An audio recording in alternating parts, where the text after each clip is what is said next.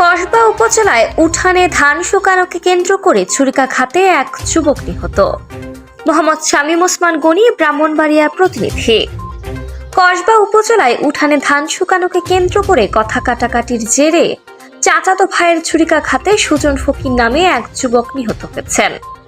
বৃহস্পতিবার সকালে উপজেলার কায়েমপুর ইউনিয়নের জাজিসারে গ্রামের ফকির বাড়িতে এ ঘটনা ঘটে। নিহত সুজন ফকির ওই গ্রামের খোকন ফকিরের ছেলে। অভিযুক্ত শাওন ফকির সুজনের আপন চাচাতো ভাই। পরিবার সূত্রে জানা যায়, সকালবেলা ধান শুকানো নিয়ে দুই ভাইয়ের মধ্যে তর্ক বিতর্ক হয়। এক পর্যায়ে শাওন ফকির ছুরি দিয়ে সুজনকে আঘাত করে পালিয়ে যায়। গুরুতর আহত অবস্থায় তাকে কুমিল্লায় নেওয়ার পথে তার মৃত্যু হয়। নিহত সুজন ফকিরের স্ত্রী ও দুটি সন্তান রয়েছে। একজনের বয়স 3 বছর, অন্যজনের 18 মাস। নিহতের বাবা খোকন ফকির জানান, প্রায় 4 থেকে 5 মাস আগে শাওনকে মাদক ব্যবসা করতে বাধা দেওয়ায় সে ক্ষিপ্ত হয়ে ওঠে।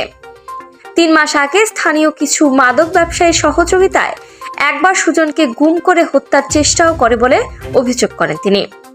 খবর পেয়ে পুলিশ দুপুরে ঘটনাস্থল থেকে লাশ উদ্ধার করে ময়নাতদন্তের জন্য ব্রাহ্মণবাড়িয়া জেলা সদর হাসপাতালে মর্গে পাঠিয়েছে।